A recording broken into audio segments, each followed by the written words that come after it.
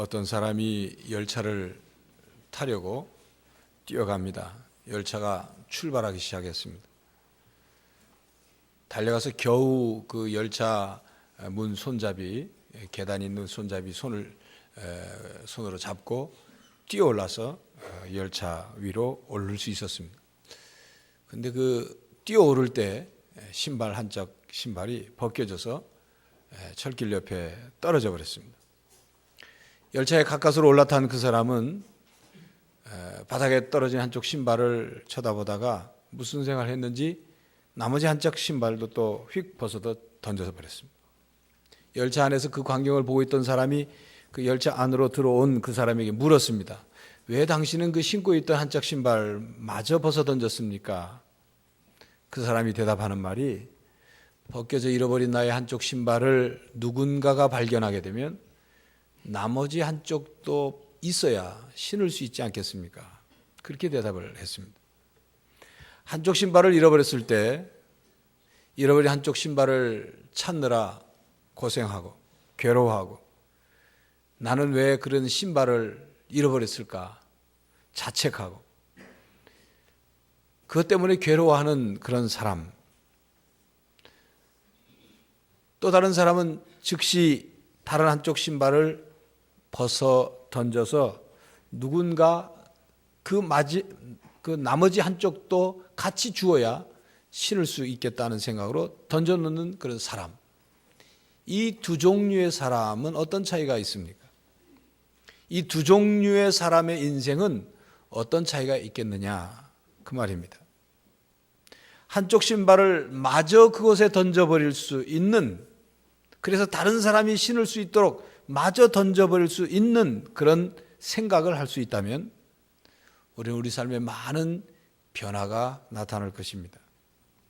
어떤 상황이 벌어졌을 때 나뿐만이 아니라 다른 사람에 대한 생각, 다른 사람의 입장을 이해하는 것, 다른 사람에 대한 배려를 하는 그런 사람, 그런 배려를 할 수 있는 사람이라면 그 사람이 아무리 가난해도 못 배워도 훌륭한 직업이 아니더라도 높은 자리에 앉아있지 않더라도 그 사람의 인생은 자기만 생각하면서 사는 사람과는 분명히 차원이 다른 삶을, 차원이 다른 인생을 살아간다고 말할 수 있습니다.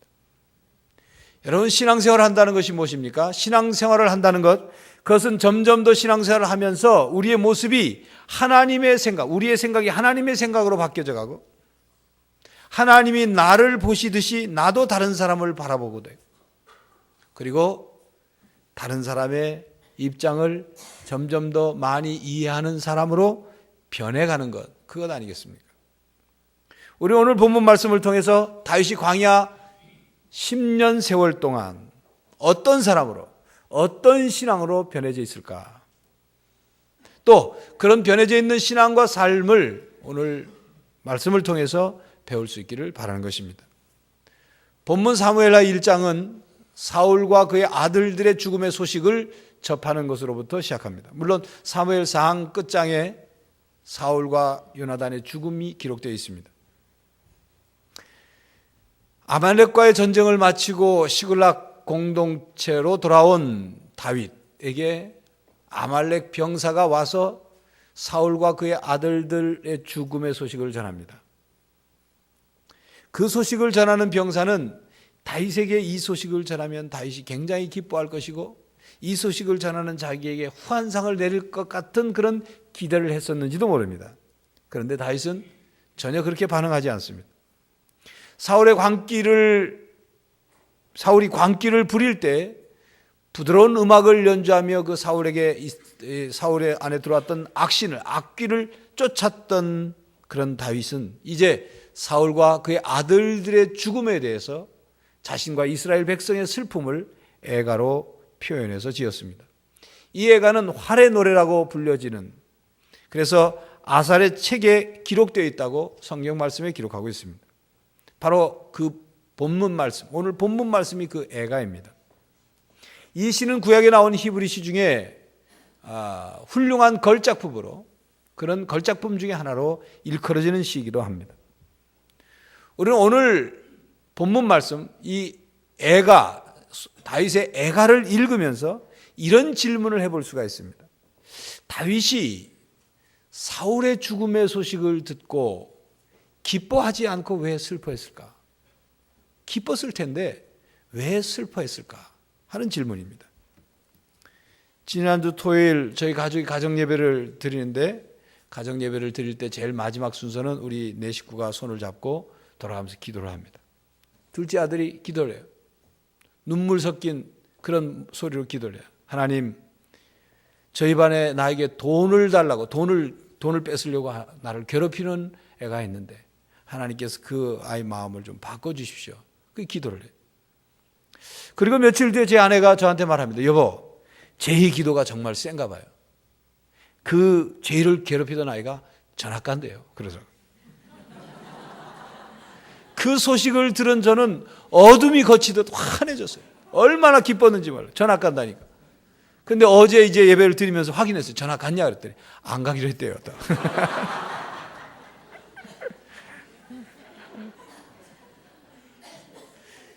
제 아들을 괴롭히던 아이가 전학 간다는 소식만 듣고서도 제가 그렇게 기쁜데 다윗의 마음은 얼마나 신났을까요? 10년이라는 세월 동안 쫓기고 또 쫓기면서 한시도 마음 편하게 잠잘 수 없었던 다윗, 한시도 마음 편하게 쉴 수 없었던 다윗, 사울의 광기에 가까운 시기와 추격과 위협, 그것이 이제 끝나게 됐으니 얼마나 기뻤을까요?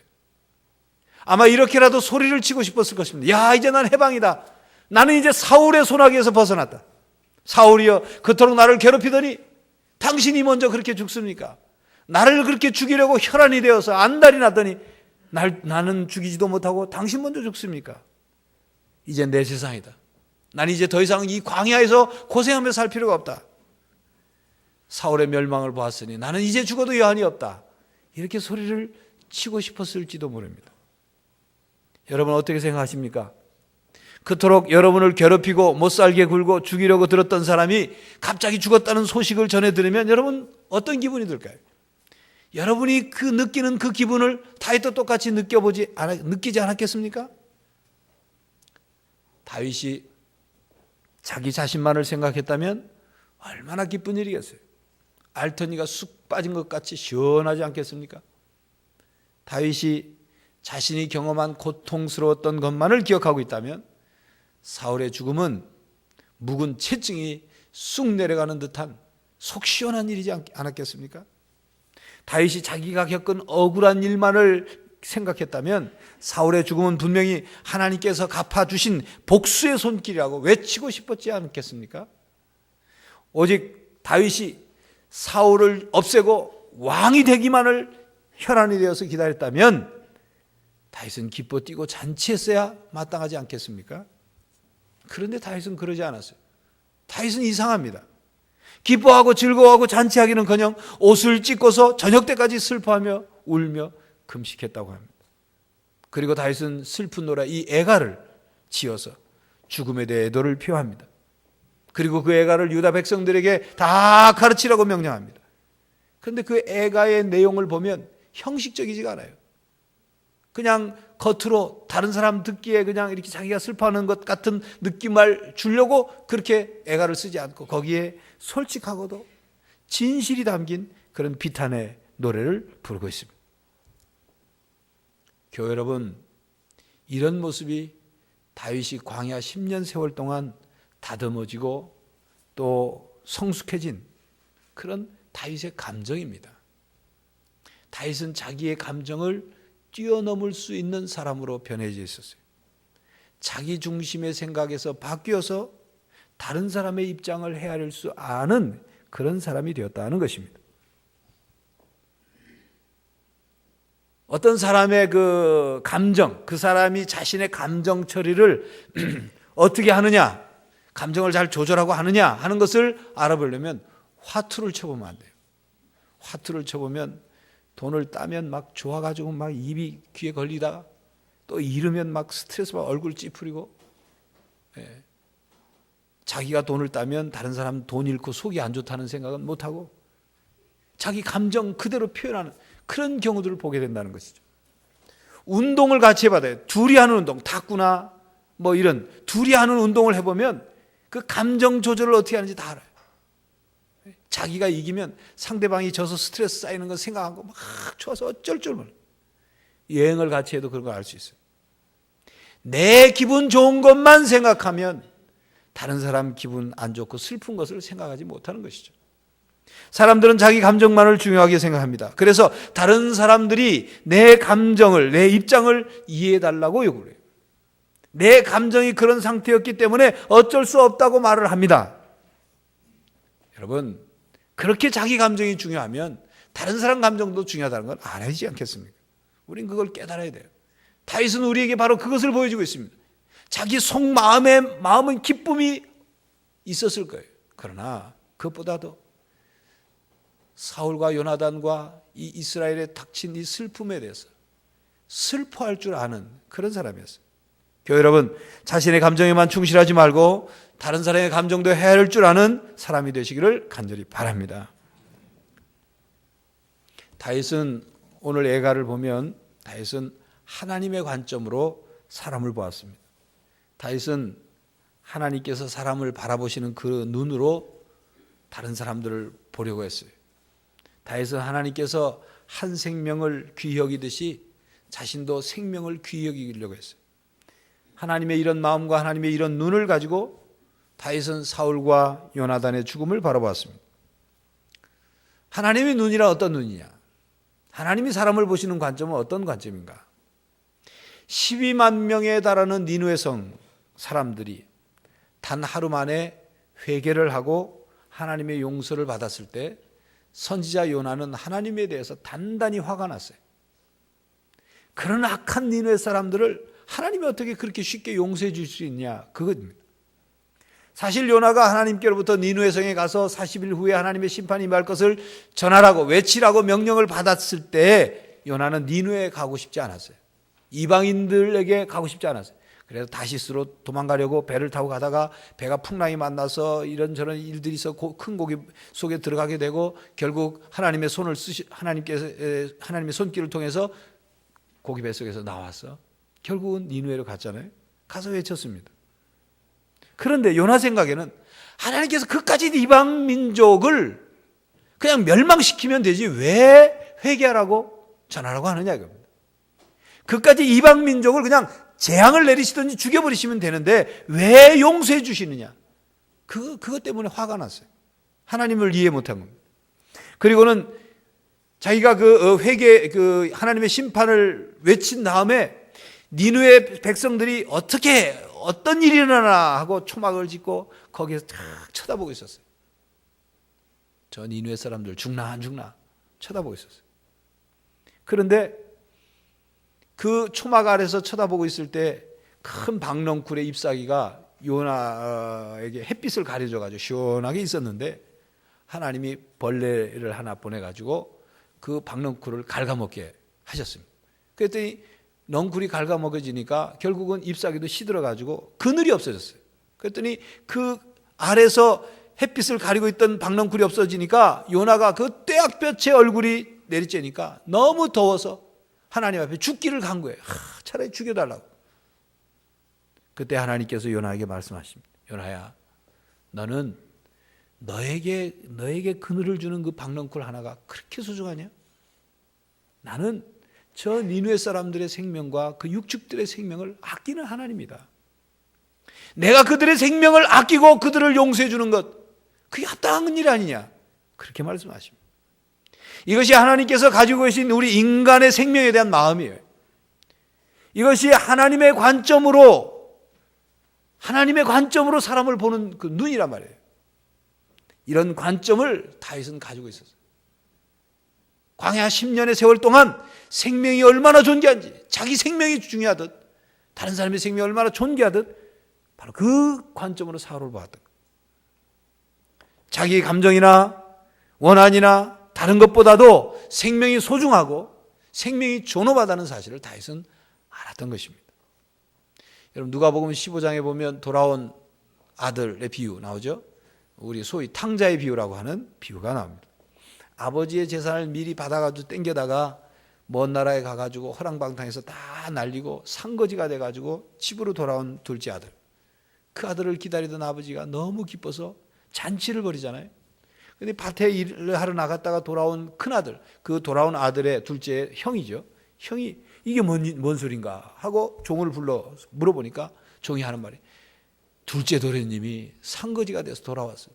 그런데 주인 어른께서 너무 기뻐가지고 잃었던 아들 찾았다고, 죽었던 아들이 돌아왔다고 지금 잔치를 벌이는 겁니다.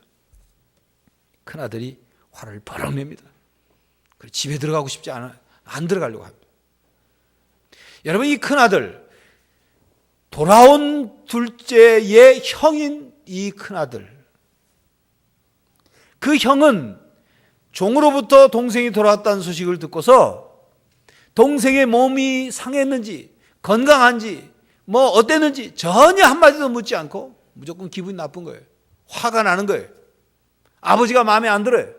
왜 저 재산을 다 날린 저 동생을 저렇게 용서해주고 잔치까지 하느냐 말이죠. 마음에 안 든다는 것입니다. 이 비유를 주님께서 말씀을 하셨는데, 이 비유는 하나님은 잃어버린 영혼을 찾는 것이 얼마나 존귀한 일인가, 그리고 잃어버린 영혼, 천하보다 귀한 생명을 귀하게 여기지 않는 마음이 얼마나 잘못된 것인가를 우리들에게 가르쳐주는 말씀인 것입니다. 박넝쿨 아래 요나의 마음이나 돌아온 동생의 그 형의 마음은 같은 마음이에요. 자기 자신은 소중하지만 다른 사람은 소중하게 여기지 못하는, 내 것은 소중하고 내 것은 아깝고 내 것은 민감하지만 다른 사람에 대해서는 둔감한, 다른 사람의 생명에 대해서는 별로 중요하게 여기지 않는 그런 마음이에요. 우리는 신앙생활을 하면서 나 자신에 대해서는 이렇게 생각합니다. 405장 찬송 가사처럼 나 같은 죄인 살리신 주 은혜 놀라워, 주 은혜 감사해. 이 찬송이 나한테 맞는 찬송이라고 생각해요. 그런데 다른 사람에 대해서는 너 같은 죄인 살리신 주 은혜 이상해, 그렇게 생각합니다. 나는 하나님께 용서받고 하나님의 은혜를 받아 마땅하지만 다른 사람은 저런 사람에 대해서 하나님께서 용서하시고 은혜를 주신 건 이해를 못하겠다 이거죠. 저런 사람이 왜 우리 교회에 있을까? 저런 사람을 왜 하나님이 용서해 줬을까? 저런 사람을 왜 하나님이 하나님의 자녀로 삼았을까? 왜 교회는 저런 사람들이 자꾸 모일까? 이렇게 생각한단 말이죠. 교회 여러분, 나는 귀한 존재이고 나는 온 우주에 하나밖에 없는 특별한 존재라고 생각한다면 다른 사람도 귀한 존재고 다른 사람도 온 우주에 하나밖에 없는 특별한 존재라는 사실을 인정해야만 하는 것입니다. 그러나 많은 사람들이 자신은 소중하면서도 다른 사람 또한 소중하지 않느냐 물으면 모른다고 대답해. 생각해 본 적이 없다고 그래요. 내가 알 바 아니라고 그럽니다. 왜 나한테 그런 걸 묻느냐고 화를 냅니다. 자신의 생명이 소중하다면 다른 사람의 생명도 소중합니다. 아니, 자신의 생명을 소중하게 여기지 않더라도 사람의 생명은 소중한 것입니다. 다윗은 자신의 생명이 존귀하기 때문에 사울의 생명도 요나단의 생명도 존귀하다는 것을 알았습니다. 그래서 그들의 죽음을 지금 애도하고 있는 것입니다. 모든 사람의 생명의 탄생이 신비하고 존엄하듯이 모든 사람의 죽음 또한 엄숙하고 슬픈 것입니다. 죽음은 슬픈 것입니다. 애통해야 할 일입니다. 아무리 이 세상에서 죽은 사람에 대해서, 그 죽은 사람에 대해서 아무도 슬퍼하는 사람이 없고 그 죽음에 대해서 아무도 귀하게 여기지 않을지라도 죽음은 슬픈 것입니다. 애통해야 하는 것입니다. 그렇기 때문에 예수님께서 나인성으로 들어가시다가 하나밖에 없는 아들이 죽은 그 과부가 아들을 장례를 치르는 게 행렬을 만났을 때 그 과부를 보시고 불쌍히 여기신 거예요. 혼자 살 것이 불쌍한 것만이 아니라 그 아들의 죽음, 과부 속에 담겨진, 과부의 가슴 속에 있는 그 슬픔을 보시고 함께 불쌍히 여기신 거예요. 요한복음 11장에 나사로가 죽었을 때 나사로의 누이들과 조객들이 우는 소리를 들으시고 보시고 성경에 보면 통분히 여기시고 민망히 여기셨다 그랬어요. 예수님께서는 한 생명이 죽을 수밖에 없게 됐을 때, 한 생명이 죽음의 권세 때문에 죽음의 슬픔을 맞게 됐을 때 그 죽음의 권세에 대해서 통분히 여기고 슬퍼하시고 애통해 하신 것입니다. 예수님의 이런 마음은 예수님이 십자가 위에서 하신 7가지 말씀 중에 하나님께 자기를 못 박여 죽이라고 아우성치는 사람들을 쳐다보면서 하신 말씀이 있죠. 아버지여, 저들을 용서해 주시옵소서. 저들은 자기가 하는 것을 알지 못합니다. 바로 그 말씀 속에 예수님의 마음이 담겨져 있어요. 죄는 미워하되 사람은 미워하지 말라는 말이 있는 것처럼 예수님께서는 죄 자체, 죄의 실제, 죄의 권세는 미워하고 그것에 대한 통분이 여겼지만, 그러나 그 죄 때문에 그렇게 살고 그렇게 죽을 수밖에 없는 생명에 대해서, 그 영혼에 대해서 안타까워하신 거예요. 다윗도 사울의 잘못과 죄는 밉지만 사울 자체를 미워하고 싶지는 않았던 것입니다. 안타까움과 인간의 죄악성과 그럴 수밖에 없는, 그래서 인간의 타락한 본성 때문에 그럴 수밖에 없는 그런 사울, 그 사울이 안타깝고 불쌍히 여겨지는 것입니다. 처음 왕이 되었을 때 사울의 모습은 얼마나 준수했는지 모릅니다.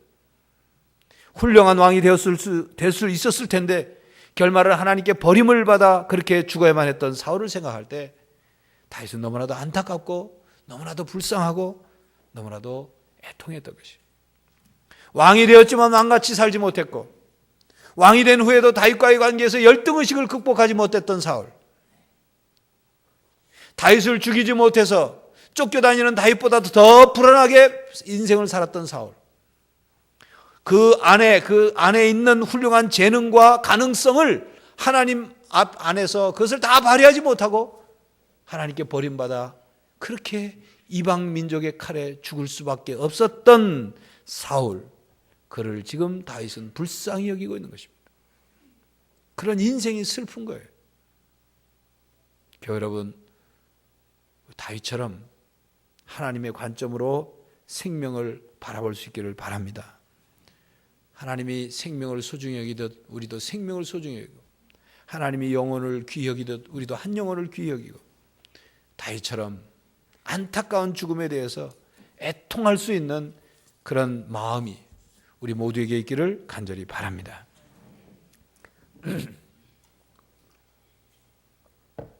옛날 텔레비전 코미디 프로에서 이런 장면을 봤어요. 아주 재미가 있어서 지금도 기억이 생생합니다. 한 사람이 원수를 갚기 위해서 기다리고 준비했어요. 그래서 매일 칼을 갈면서 원수가 나타나면 단칼에 그 원수를 베어 죽이려고 준비하고 또 준비했어요. 드디어 어느 날 원수와 외나무 다리에서 만났어요. 그래서 이 준비한 사람이 그 원수에게 말합니다. 잘 만났다. 원수는 외나무 다리에서 만난다고 하더니 너하고 나를 두고 한 말이구나. 자, 이제 내 칼을 받아라. 복수의 칼을 받으라 하고 칼집에서 칼을 싹 꺼냈는데 너무 오랫동안 칼을 갈아가지고 칼이 요만해. 그런 장면이 코미디에 나온 적이 있어요. 한옥 목사가 쓴 칼과 칼집이라는 책이 있습니다. 이 리더십에 관한 책인데 칼과 칼집에 대한 얘기를 좀 드리려고 합니다. 그 책에서 말하는 칼은 실력을 말합니다. 그리고 칼집은 성품을 말합니다. 훌륭한 지도자, 훌륭한 리더는 실력도 있어야 되고 성품도 훌륭해야 된다. 이 두 가지가 잘 조화가 균형을 이루어야 된다. 그런 말을 하고 있습니다. 좋은 칼일수록 좋은 칼집에 들어있어야 한다는 것이 그 주장입니다.